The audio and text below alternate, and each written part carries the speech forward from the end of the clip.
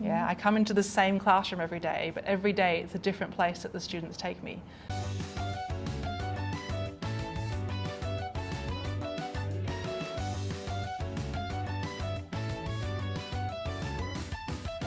大家好，我是トゥトゥル。こんにちは、トゥトゥルです。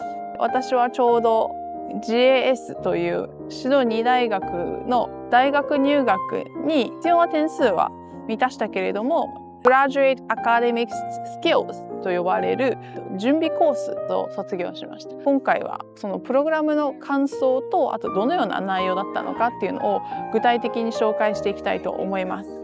私だけの感想じゃなくて、実際に教えてくれた先生の2人のインタビューとクラスメート3人の感想も入っているので楽しみにしてください。最初に GAS ってどんなコースっていう話なんですけど、 GAS のコースにはですね、DEC と呼ばれるIELTS だったりとか英語のスコアが足りなかった人向けのコースがあるんですけど、それではなくて実際にアカデミックにフィールドに入るための予備クッションと呼ばれるような実際のスキルを学ぶためのコースです。実際にどういうスキルを学ぶのかっていうと、日本の大学とはちょっと違って受け身ではなくて自分から発信するっていうのが非常に重要視されている文化なので、それが必要なためにあるのがクリティカルシンキングと呼ばれる批判的思考ですねを学ぶっていうのが主な目的なコースになっています。各種の流れはざっくりここにあるんですけど、まず第1週第2週目はグループワークの最初として課外学習でブログを作らないといけません。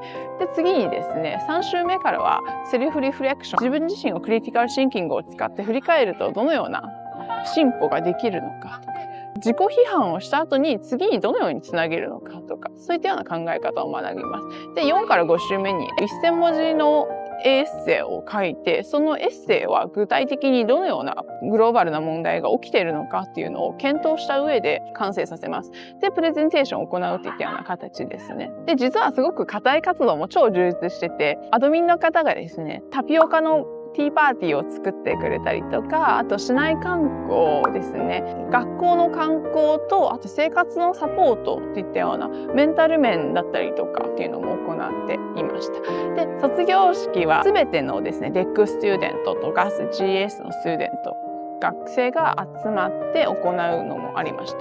で、次にインタビューを先生にしたのでご覧ください。My name is Yolana, and I am one of the teachers here at the Centre for English Teaching and Learning Hub.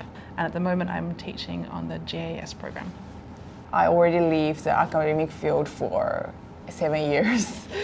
It's a good cushion to jump up to the next level. Good analogy. Could you tell me how long have you been teaching? Sure.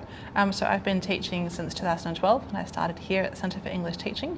On the GAS course, I've been teaching on there since about 2019, and I also helped develop the course as well. So some of the materials are my own materials, which means I really enjoy teaching on this course because a lot of the materials that we use in here are ones that I developed myself. Could you give some very easy example let our interviewer more easy to understand what's the difference?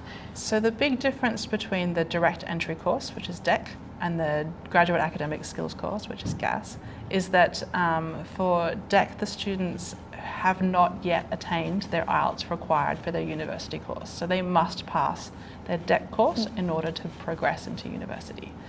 GAS is a separate enrolment, and the students already have their IELTS required to go into university.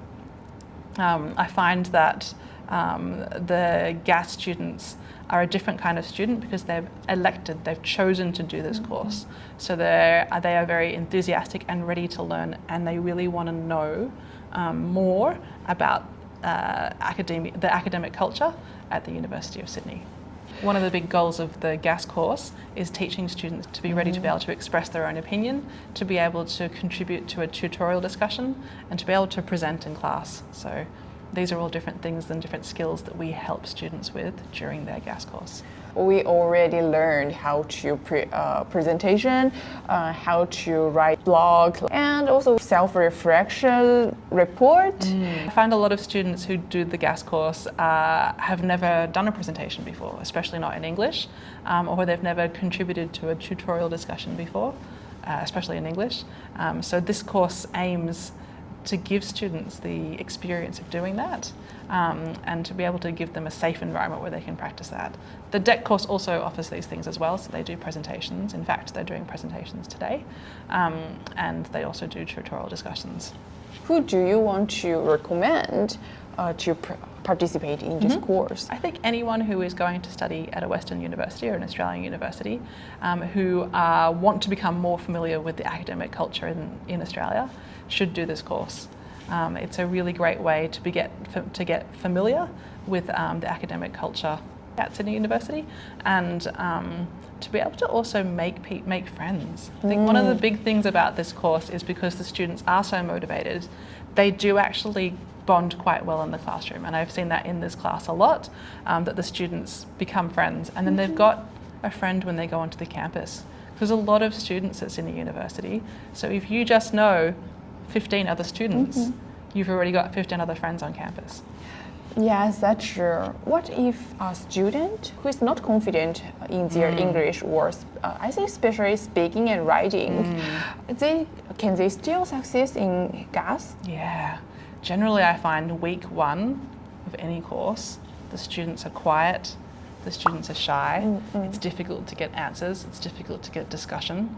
But by week 2, week 3, week 4, and especially week 5, I mean today, everybody was talking, everybody was presenting, everybody was practicing, everybody was giving feedback. It was great. And that's why it's really good that students have this opportunity in GAS to be able to have that safe zone where they can practice and build their confidence. Because it's difficult once they go into the university to build that confidence in a big lecture or in a big tutorial where they don't know anyone and there isn't someone to guide them through. If you are not have the comfort zone in same place, it's very hard to leverage one large step to just directly make a confidence in so large group discussion like in university. But here we only have 15 people at the year, and we have 5 weeks to build a relationship and build confidence. Yes. Yeah, and to also build rapport with the other students and with the teacher. I think some students feel very shy when they speak English. How do you encourage they try to practice English? There are students that are sometimes, even by week 3 or 4, they're still shy. And there are different ways to boost their confidence. So I make sure that those students that I do check on them and let them know that they're doing well. And then slowly, maybe a bit slower than the other students, and that's fine, they build confidence. And I feel like now all of the students in week 5 have been willing to participate in class. Yes. Actually, first week, I think only maybe me, Nieves, and Cindy give response. And now everybody. Yes, everybody. Now everybody is free to speak. I think that building that relationship with the students and making sure that that I know their name and I know a bit about their story, it really helps to build their confidence so they can talk with me in the class and talk with the rest of the students. Yes. So, and now nobody will be quiet. Yes, that's true. In Japanese class, we have 50 minutes class. Maybe 59 minutes is teacher talking. Wow. I think that is a big difference between different academic cultures. When students come here and they come from that kind of environment, talking in class is a shock, and talking in class doesn't feel right. And so encouraging students and helping them through it is very important in this course. To be able to give them confidence, to have their own voice, to have their own opinion, and that it's okay to make mistakes. It's also a challenge for me, like make more independent opinion and try to deliver your thought and agree different people's opinion. Yes. Does this course help you? Yes, it's totally helped me actually. What advice would you give to students when they starting this course? If they want to participate or they want to register this course? Come and relax and be comfortable in the classroom. This is the classroom where it is a safe place for you to make mistakes, and the teacher will help you through, and your fellow students will help you through as well. The last question is, what's the most rewarding part of teaching GAS? I love that every day I go to another place Yeah, I come into the same classroom every day, but every day it's a different place that the students take me. Perhaps some student will tell me about their hometown or what they did on the weekend, but it's a way of being in my same classroom every day, but being transported every day to China, Japan, Thailand, all the different countries that come here. Seeing that experience, I love talking with new people. I love traveling and exploring, and so being able to do that in the comfort of my own classroom is amazing. I'm so glad to hear that. Thank you so much, Liana. Hello, my name is Neelam. I teach English at the Center of Teaching at the University of Sydney, and it's really an honor to be part of such a esteemed institution. How long have you been teaching and how long have you been involved in the GAS class? I have taught for over 10 years right now across many countries, and I think particularly Southeast Asia, and then including Australia, of course. GAS course in particular, it's been about 3 seasons. I feel every student, they are really enthusiastic and they want to acquire more knowledge, some like the critical thinking from the perceived to That's more right. active actions. That's right. Yes. You know, for Asian people, we are not good at speaking and writing. Sometimes we feel really nervous when we join the lectures. Do you have some advice to them? Okay, now I have actually noticed, sometimes when students are very shy and they do not speak in week 1, we normally put them in pairs and group work. As you know, our course is very collaborative and that helps them, we try to draw them out. So that builds confidence. We always praise, even if you have said something.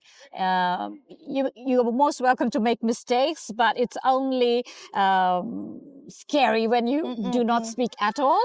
So I think we encourage participation regardless of the question. We don't judge students. And so people who are shy eventually speak up and build confidence. Last one is, what's the most rewarding part of you teaching in GAS or teaching in English? I think the most rewarding thing for a teacher is the fact that it's the students. When you finish the course and you tell us that, oh, Neelam, I think I really benefited in this area. Or you just say that, oh, Neelam, I think my confidence was really low, but after this course, you really helped me with this. For me, that is the biggest reward. And I live for this. I live for you. Thank you so much. Thank you very much for giving me the chance to interview with you. Yeah. で次に私が感じたことなんですけれども、人からフィードバックを受けることってあまり日本ではなくて、基本的に指摘がメインの文化かなと自分では思ってたりもしてた部分があったんですけど、ここではですね、必ずフィードバックをもらうことが多いです。自分の発言に対して必ず先生がプラスの意見を言ったりとか、クラスメートが他のプラスの意見を言ってくれたりするので、正面からフィードバックをもらえることが多くて、で、プラスのフィードバックが8割、ちょっとマイナスが2割で、自分がどのように人から見られてるんだよっていうのを客観的に理解することができるチャンスが多かったので、そこはすごく良かったなと思いました。で、またいかにクリティカルシンキングが重要かっていうのも学ぶことができたので、それを活かして大学院生活頑張りたいなと思いました。で、次に、私のクラスメートにもガスおすすめするかどうかを聞いてみたのでご覧ください。Do you recommend the JS course or not? Of course. Of course. Why? I think it's very useful because it will teach you about critical thinking and about how to write reference and how to use academic skill to write an essay. Before I come here, I never studied. I see. 你觉得你会推荐别人来上 GAS 的课吗 ？GAS 课，看需求。看需求，看需求什么样的需求呢？你如果就是真的就是啊，你非常焦虑，你想提前适应，你害怕一上那个正常的课程你适应不了，那我还是比较推荐的。但如果你对自己语言什么的有足够的信心，那无所谓啊，那我就不推荐你上了，我直接就是没必要上。Do you recommend GAS to others? I recommend it. It will teach you how to write the essay. They will set the environment when you go to study for real. So it's like just adapt yourself before go to the uni. So you will not feel like culture shock or academic culture shock before you go. And I feel it's worth the money that I pay. So I would recommend. I think it's reasonable. Yes. Yes. I mean, it's good to know. But it's not mandatory. I mean, if you have nothing to do and you would like to get your life easier, I would say so. Yeah. If you don't mind about the spending money, just go for it. で最後に海外に行ってみたいなとか海外で勉強してみたいなって思う方たくさんいると思います。私もその一人でした。